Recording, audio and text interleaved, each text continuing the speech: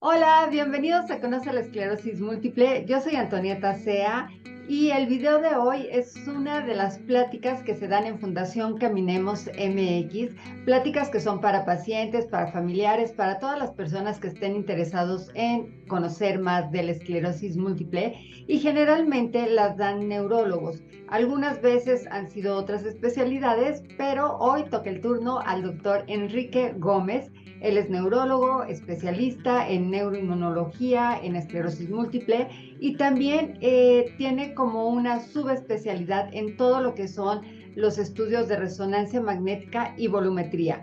Y nos va a explicar qué es, para qué sirve, cómo es que lo hacen. Y pues bueno, los invito a que se suscriban aquí al canal, pero también a que busquen el canal de Neurología Guadalajara, doctor Enrique Gómez, que lo sigan, él sube mucho contenido, síganlo también en sus redes, aquí se los voy a dejar para que lo busquen y también van a estar en la descripción del video. Pues gracias por ver esta entrevista. Quien quiera unirse a estas pláticas, búsquenos también en las redes de Fundación Caminemos para que sepan cuándo es la siguiente.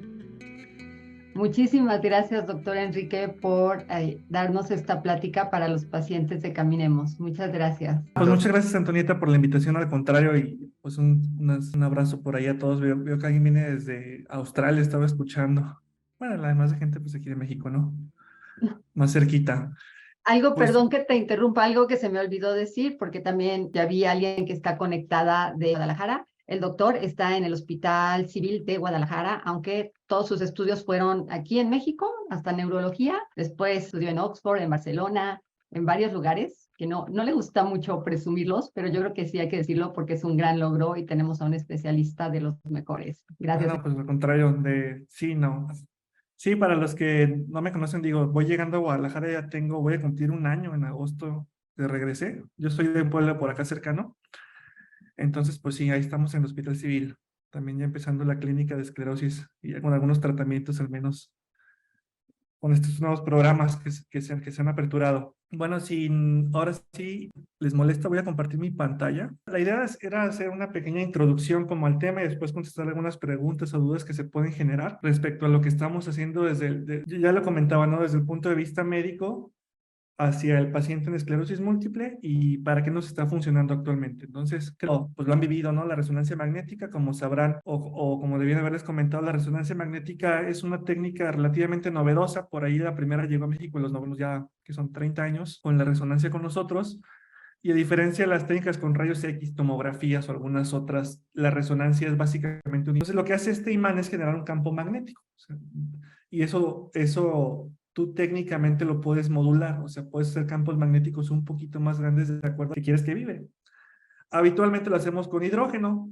Para los que recordarán sus clases de química de secundaria, yo más o menos lo recuerdo. El hidrógeno es el primer elemento químico porque es básicamente el menos pesado, es el más ligerito y es el más fácil de hacer vibrar, ¿no? Entonces lo que hace este imán gigante es hacer un campo magnético en una dirección, jalar todos los hidrógenos y luego empezar a relajarlos y ya empieza a tomar ciertas fotos que a nosotros como neurólogos y otros especialistas nos sirven para diferenciar partícula lina, que es la sustancia gris, que es la sustancia blanca, que es el agua, el líquido cefalorraquídeo, que luego andamos sacando en funciones lumbares, que es el hueso, que es la grasita, etcétera, ¿no?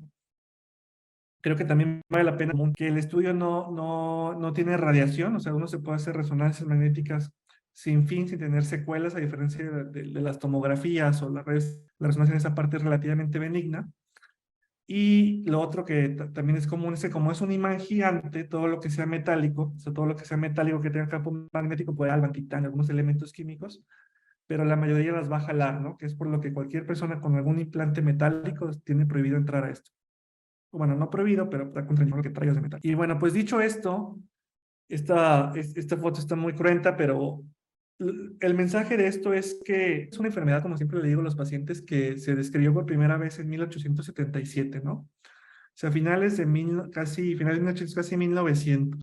Era la primera técnica para evaluar un cerebro lo más cercano a verlo en vivo, que es la resonancia, 200 años después. 200 años perdidos en que la única forma de diagnosticar esclerosis múltiple pues era por la alta sospecha clínica y después confirmarlo con técnicas como tomar una muestra del cerebro, dar a que fuera una autopsia, ¿no? Y ya decías, mira, el paciente lo que tenía era esclerosis múltiple, veas esto. Déjame ver si se alcanza a ver el apuntador. Aquí en esto, ¿no? Lo que veas debería ser una sustancia blanca que se ve, porque al final de cuentas la mielina es grasa, y la gente, los pacientes, las personas que sufren esclerosis múltiple, lo que empezamos a ver son estas zonas que se empiezan a ver rosáceas, es la famosa desmielinización. Así se ven. Esta zona que debería ser blanquita, grasosa, se empieza a hacer color carne, se empieza a desmielinizar por la inflamación. ¿De acuerdo? Entonces les decía, nosotros tenemos la forma de ver este proceso en vivo, de ver este proceso en un momento de que dijeras, híjole, como que voy debutando con algún brote de esta cosa, hagan una resonancia y ver cómo se está. No había forma. De manera que creo que otro mensaje importante es que de 30 años a la fecha que tenemos resonancia, esto es básico para diagnosticar a la gente con esclerosis múltiple. Cometes muchos errores, haces muchos sobrediagnósticos, entonces creo que no está bien hacer el diagnóstico de personas con esclerosis múltiple sin hacer una resonancia magnética. Bueno, esta es una gráfica que habitualmente los doctores siempre ponen, no sé si en su consulta habitual se las han puesto, pero es la evolución natural de la enfermedad. O sea, esto es lo que veíamos hasta que vino el primer medicamento en 1993, los interferones, etcétera. Entonces, ¿qué era lo que veíamos? Veíamos que había cierta actividad inflamatoria que iba apareciendo, ponemos con flechitas abajo, o sea, ibas formando lesiones, de manera que cuando te diagnosticaban, creo que todos lo han vivido, a menos que son pacientes, pues llegabas, te hacían tu resonancia y te decía, híjole, tienes 5 series, y tú decías, pero pues nunca me había pasado nada, ¿no? Pues esto es básicamente lo que vemos, lesiones que por las zonas tan complejas que son el cerebro pueden ser asintomáticas, hasta que cae una, aquí está la flechita, que sí nos ocasiona cierta discapacidad, una barrita azul que aquí se ve, ¿no? Y luego vemos cómo las lesiones a partir de ahí hay algunas que son silenciosas, que sí son una discapacidad.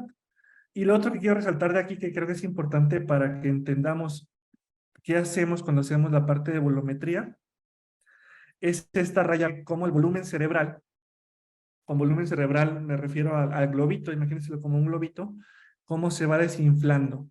Y cómo se desinfla, cómo se va desinflando volumen, cómo se va haciendo pasita en relación directa con cada uno de los ataques. Es decir, entre más ataques tengas, la curva de llevar cierta caída, que es un proceso natural, todos los cerebros chiquitos, de repente empiezan a ser caídas más abruptas o caídas más llamativas asociadas a los ataques, ¿no? De manera que lo que tratamos de hacer con estas técnicas, ¿no?, de la volumetría, pues es tratar de ver cómo va la curva, esta curva verde, en el paciente, en la persona, comparado contra se debería ver la curva verde en gente sin la enfermedad. Y pues obviamente esto viene de conceptos históricos en que, aquí les pongo este es un artículo, una gráfica, vamos a ver cómo los diferentes pacientes, o sea, cómo había la carga de lesiones, cómo es muy diferente de paciente a paciente. Creo que es importante que ustedes vean esta zona del cerebro, se llama ventrículos, es agua. Entonces el cerebro es una cajita dentro del cráneo, ¿no? Perdón, es un globito dentro del cráneo lleno de agua, tiene agua por dentro y por fuera. Entonces, entre más cerebro pierdes tú, que aquí se ve gris, más espacio le dejas al agua, nunca se queda vacía, el cráneo no se llena. Entonces, lo que vemos aquí es que mucha gente con esclerosis múltiple, muchas de las personas que la padecen, empiezan a tener un incremento en la zona de agua. Empezamos a ver esta mariposa más ancha, de acuerdo pues, a la edad de las personas, al grado de lesiones. Por ejemplo, en esta persona de la línea B podemos ver una carga lesional, o sea, las manchitas blancas pocas, pero ya con presencia de crecimiento de este ventrículo, o sea, se ve un poquito más negro de lo que lo verías comparado con una persona sana. Esto no es exclusivo de la esclerosis múltiple. Uno ve atrofia cerebral en cualquier enfermedad que provoca degeneración, que provoca daño. Un estudio post-mortem, o sea, después de autopsia de una persona sana, cómo se ve el cerebro, cómo alcanza a ver que está grandecito, por llamarlo así, cómo las arrugas para el agua, recuerda que está el reino de agua, y cómo las personas con Alzheimer tienen esta atrofia del cerebro, cómo se va haciendo pequeño, pequeño, pequeño, pequeño. Y ya cuando lo ves en un corte de frente, ya cuando lo ves en un corte de frente, lo volvemos a lo mismo. La mariposita, esta zona de agua, se hace grande, ¿no? Porque tienes mucho espacio. Esta sería la mariposita natural, ligeramente pequeña, con un cerebro con atrofia, ves cómo se empieza a redondear, se empieza a pelotear. Y bueno, en personas con esclerosis múltiple, este proceso de atrofia, que no, o sea, no es una atrofia tan marcada, también existe. O sea, también ves en una persona sana, desde el punto de vista de una resonancia magnética en el lado aquí izquierdo, y una persona como esta mariposita, esta zona negra, de nuevo se empieza a redondear, ¿no? Se empieza como a achatar.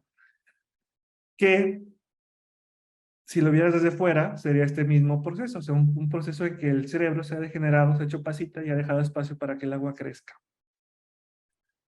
Ahora, este proceso de envejecimiento cerebral, de atrofia cerebral, toda persona con excepción lo va a sufrir, ¿sí? Es parte del envejecimiento natural. Todos sufrimos atrofia. El cerebro pierde volumen. Así como se nos van acabando los músculos, las articulaciones, los pulmones, el corazón, se va acabando el cerebro. Es completamente natural que todos vamos para allá, ¿no? A todos el cerebro se nos va a hacer chiquito, vamos a tener problemas de atención, a olvidar cosas. Quizá no lleguemos a demencias, pero para allá vamos. Ahora, ¿qué es lo que pasa en las personas con esclerosis múltiple a diferencia del resto que no la tienen, ¿no? Las personas con esclerosis múltiple pueden tener una cerebral acelerado.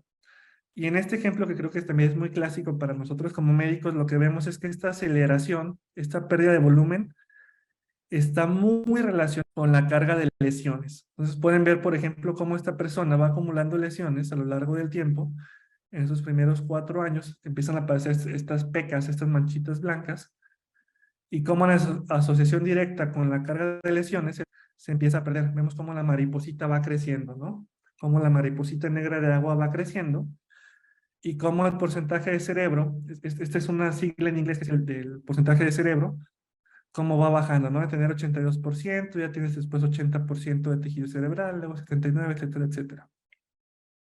Y de acuerdo a estudios que lamentablemente no existen en población latina, sino en población europea y población de Estados Unidos, se calcula que más o menos la pérdida anual, o sea, lo que perdemos, 0.04%.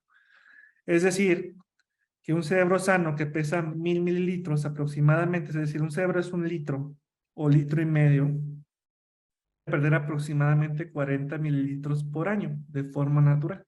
Si nos salimos de ahí, eso es lo que llamamos atrofia cerebral y es para lo que nos sirve la volumetría. La volumetría, pues básicamente la hacemos con diferentes software, o sea, lo hacemos en computadora y nos basamos en los estudios de resonancia magnética, es decir, no necesitas hacerte un estudio nuevo, necesitas hacerte la resonancia magnética y analizar esa misma resonancia magnética. Y no me muy técnicos, pero básicamente lo que se hace o lo que hacemos con el software es a través de la computadora quitar todo, quitar hueso, quitar grasa, quitar todo lo que nos estorba y dejar un cerebro. O sea, es como si digitalmente tomaras el cerebro de la persona, lo sacaras y luego lo empiezas a dimensionar. Y tú ya puedes elegir, como vemos en este dibujito de la derecha, qué es lo que quisieras comparar. O sea, te sirve para muchas enfermedades. De hecho, la volumetría no es exclusiva de esclerosis múltiple. Se utiliza en Alzheimer, se utiliza en Parkinson. Te permite ver diferentes zonas cerebrales de acuerdo a lo que te interesa. De manera que puedes ver, por ejemplo, aquí la corteza y la sustancia blanca donde está la mielina, que de hecho el software aquí lo pinta en azul, pero podemos ver, por ejemplo, cómo se va perdiendo esa sustancia blanca en relación con las lesiones inflamatorias. Vamos a evaluar cuánto mide el cerebro derecho contra el izquierdo, podemos evaluar zonas más finas, ¿no? Como decir, a mí me interesa solamente la zona del cerebro que controla la memoria. Ah, ok. Y o sea, puedes hacer infinidad de cosas de acuerdo a lo que tú quieras sacar. Ya la tecnología avanza al grado que te permite decir, a mí solo me interesa esto, ¿no? Nos interesa en pacientes con esclerosis múltiple es el volumen total del cerebro y nos interesa que esa pérdida que tienen los pacientes, los 40 mililitros por año, es decir, que no supere el 0.04% que se espera en población sana.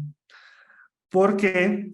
Porque aunque no es lo mismo que un brote, se me paralizó la mano, me dio un brote, se me entumió algo, me dio un brote, tengo dolor, me dio un brote, tengo lo que sea, ¿no? Cualquier síntoma de brote, la atrofia no se manifiesta así, o sea, la atrofia cerebral no se ha ligado a decir, ah, ok, entre más atrofia tienes, significa que vas a tener un brote en los próximos 2 años, sino que más bien se relacionan medio silenciosos en esclerosis, o que habitualmente no evaluamos en el día a día, y lo digo como todos los médicos, por cómo estamos en las instituciones, de la parte cognitiva, ¿no? De la parte de, ok, la medida de atención, mi capacidad de orientación, mi rapidez mental, mi capacidad de crear planes, mi capacidad de aprender varias cosas al mismo tiempo, estar en varias cosas al mismo tiempo se va perdiendo de cognición.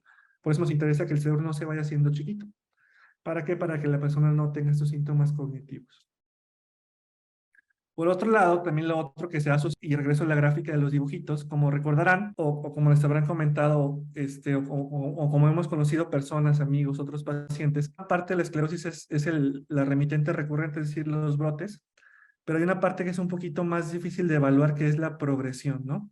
Que es el decir, bueno, tuve un brote, me dejó, ¿no?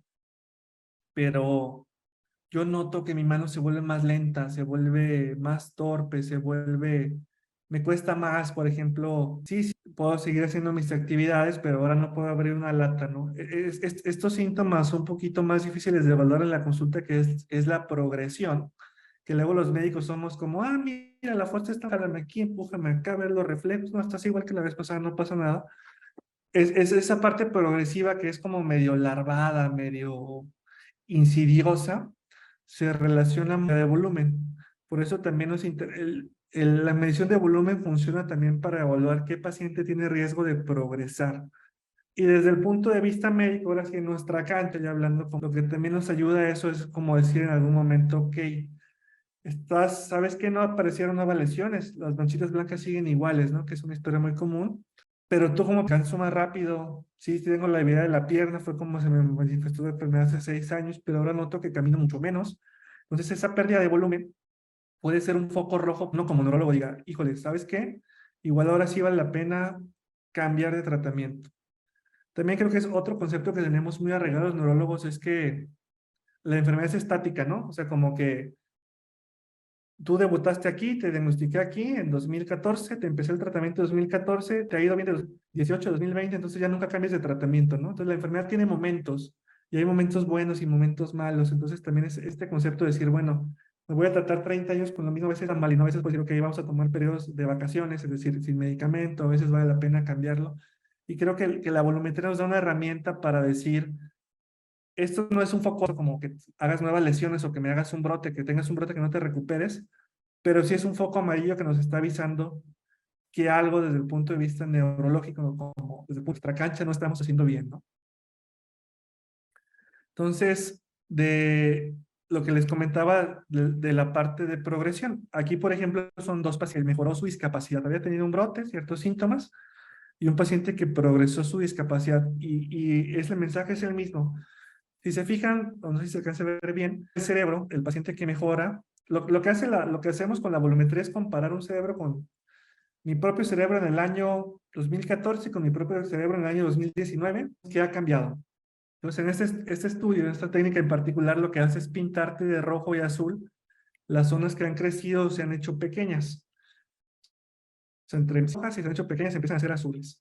Entonces, lo que uno puede ver, por ejemplo, es que esta persona que había mejorado esta discapacidad que le dejaron los primeros brotes, se empieza a hacer ciertas zonas rojas, ciertas zonas azules, le repito, es parte del envejecimiento normal, pero la persona que sí progresa en discapacidad, volvemos a lo mismo, ¿para qué nos sirve la volumetría? No es para detectar como tal quién tiene riesgo de brotes, sino para detectar progresión, ¿de acuerdo? Entonces creo que el mensaje debe ser que para esto funcione. Evidentemente las técnicas, como veíamos acá, te permiten ver más cositas, y por ejemplo, ahora puedes decir, este paciente que tiene, o esta persona que tiene 10 lesiones,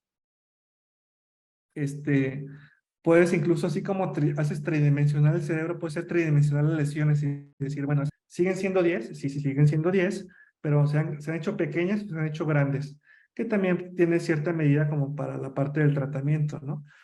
A veces parto de mi lado, porque a todos los médicos que tratamos este tipo de enfermedades nos ha pasado que ves una resonancia de un paciente, por ejemplo, acá, esta que está aquí, dices, pues sí, sí tiene mucho, y luego le ves la resonancia del año, y dices, pues sigue teniendo muchas manchas blancas, pero están tan pegadas, tan confluidas, son tantas, que pues no te das el tiempo de cuánto dices, así como ojo de buen cubero, ah, pues sí, sí, sí, sí, más o menos sigues iguales, son las mismas. Parece que no han crecido ni han cambiado. Y creo que estas técnicas nuevas, estas técnicas ya como decir, ok, sí ha cambiado en que han crecido o se han hecho pequeñas, que cambia completamente el panorama. De nuevo repito, una cosa es ver el volumen cerebral, ver el volumen de las lesiones, que sí tiene un impacto todavía más directo sobre el cambio de tratamiento. O sea, tener nuevas lesiones o que estas crezcan, de hecho, es un dato que internacionalmente se acepta como una bandera de que el tratamiento está fallando, y de hecho te comentan todas las guías que reconsideres cambiar si hay nuevas lesiones, aunque el paciente o la persona no las haya sufrido.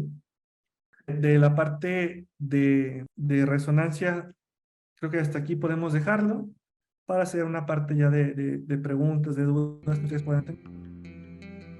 Bueno, pues como dijo el doctor, hasta aquí termina la parte de la presentación de lo que es la volumetría y la resonancia magnética, y en la siguiente parte va a contestar las preguntas que los mismos pacientes le vamos haciendo. Gracias por ver este video y no se pierdan la segunda parte.